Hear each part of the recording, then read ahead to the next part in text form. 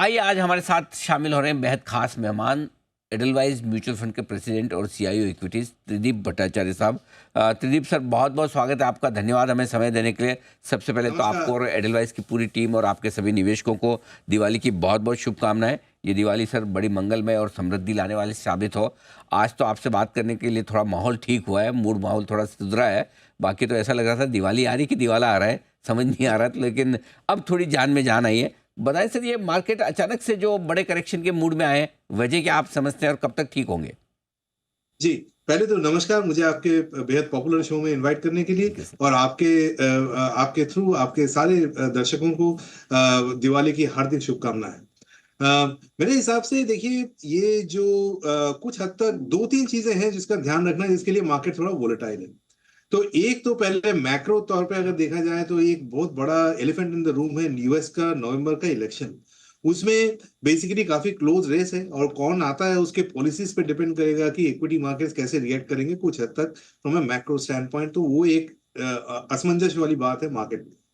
और bottom up तरीके से देखें तो अगर हम जून क्वार्टर के नतीजे देखें तो एक वो ट्रांजिशन क्वार्टर इसलिए था क्योंकि उस समय इलेक्शन चल रहे थे और एक्टिविटी बिजनेस वाइज कम थी।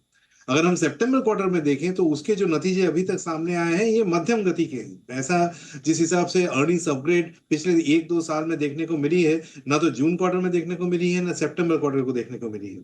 तो मैं कह रहा था कि ये मार्केट को मैं देखता हूँ पॉज बिफोर द राइज, और दिवाली के लिए अपॉर्चुन टाइम इसलिए है क्योंकि आपको मौका दे रहा है शेयर कुछ अगर मार्केट करेक्शन में नीचे आने के लिए, ताकि हम अपना फ्रेश पोजीशन बना पाए। बट जो नर्वसनेस है उसके दो कारण है। एक मैंने कहा कि यूएस इलेक्शन के रिलेटेड जो असमंजस है, वो कि कौन आएगा, उनकी क्या पॉलिसीज होगी भारत के प्रति, और उसका एक रिएक्शन। दूसरा, जून और सितंबर क्वार्टर के जो नतीजे हैं ये अभी तक मध्यम गति के रहे हैं। इसमें जो पिछले दो साल से एक अच्छे खासे अर्निंग्स अपग्रेड स्टोरी बन रही थी देश में, वो थोड़ा सा संभलता हुआ दिख रहा है। तो बट उससे चिंतित होने की बात नहीं है। बट उसका कारण ये जो मार्केट में आपको थोड़ा सा वॉबल देखने को मिल रहा है, उसका मेन कारण ये है।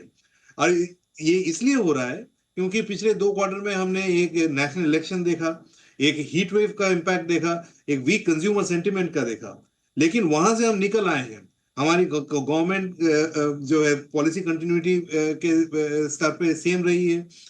मॉनसून इस बार के अच्छे हुए हैं। रूरल इकोनॉमी के आसार बेहतर लग रहे हैं। और जो गवर्नमेंट डिसीजन मेकिंग था, जो जून क्वार्टर में रुकी हुई थी और मिडिल ऑफ सितंबर क्वार्टर में शुरू हुई, वो द्रुत गति पकड़ेगी second half of fiscal year 25, मैंने आगे के 6 महीने में।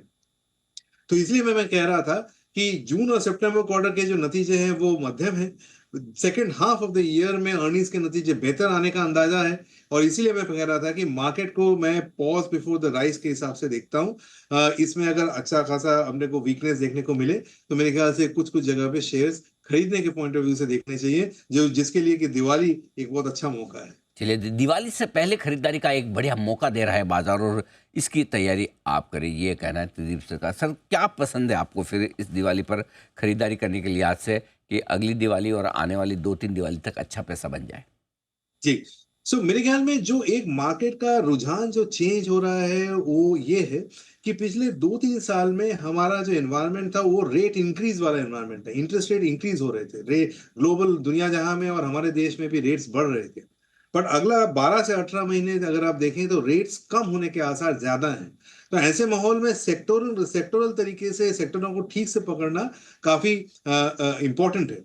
और इसलिए अगर आप देखें तो मुझे जो बेहतर लगता है वो ये है, जो हमने पिछले अपने पोर्टफोलियो में 3 से 6 महीने में ऐड भी किया है। एक जो है थोड़ा सा एनबीएफसीज में हमने ऐड किया है। एक हमने थोड़ा रूरल इकोनॉमी एक्सपोज स्टॉक्स में जहां पे भी वीकनेस मिले उसको हमने एडवांटेज लेके ऐड किया है। और तीसरा, हमने थोड़ा सा रियल एस्टेट में ऐड किया है क्योंकि मुझे लगता है कि अगर रेट्स कम होंगे तो रियल एस्टेट साइकिल एक द्रुत गति पकड़ेगी, जो कि इन्वेस्टर्स के लिए अगले 1 साल 2 साल के लिए काफी बेहतर होगी। इसका फंडामेंटल रीजन ये भी है कि इंडियन इकोनॉमी का जो अभी एक ब्राइट स्पॉट में है, उसमें रियल एस्टेट 5 से 7 साल का एक बड़ा साइकिल होता है, उसके हम कहीं बीच में बैठे हैं। तो ये सारे सेक्टर्स एक तो रेट कट बेनिफिशियरीज हैं, और दूसरे तरीके से देखा जाए तो सेक्टोरल टेलविंड भी है। एक जो मैं मिस करना रह गया वो पिछले है बोलना रह गया, वो है आईटी। पिछले 3 से 6 महीने में हमने आईटी में भी बहुत खरीदारी करी है। मुझे ये लगता है कि अगले 1 साल में उनके भी तारे चमकेंगे। क्या बात है। तो आईटी के भी तारे चमकेंगे और बहुत सारे मौके आपके लिए खरीदारी के भी हैं। अब सर जिस तरह से एफआईज की तेज बिकवाली चल रही है, लोकल फंड अब तक तो आप मिलकर डट के मुकाबला कर रहे हैं, पिछले 2-4 दिनों से उनसे ज़्यादा ही खरीद रहे हैं। क्या लगता है सर, क्या लाइफ टाइम हाई पर मंथली बिकवाली जो है ये अब धीमी पड़ने, खत्म होने के कगार पे है या फिर खतरा बना हुआ है? देखिए, अगर आप एक एफआईआई के बिकवाली का आंकड़ा देखें तो करीबन 7 से 8 बिलियन डॉलर का उनका आउटफ्लो रहा है। पर उसको अगर आप कंपेयर करें कि उनका टोटल इंडिया में निवेश कितना है, तो वो 800 बिलियन डॉलर का बनता है। तो अगर इनको मतलब इन दैट कॉन्टेक्स्ट देखें तो 1.5% ऑफ एफआईआई होल्डिंग की ही बिकवाली हुई है, जो कि मेरे ख्याल से प्रॉफिट बुकिंग के तौर पे देखना चाहिए as oppose to FII exit. और वो इसलिए भी है क्योंकि साल में काफी अच्छे रिटर्न बन गए थे और हमारे पड़ोसी देश के शायद वैल्यूएशन थोड़े ज्यादा सस्ते हो गए थे।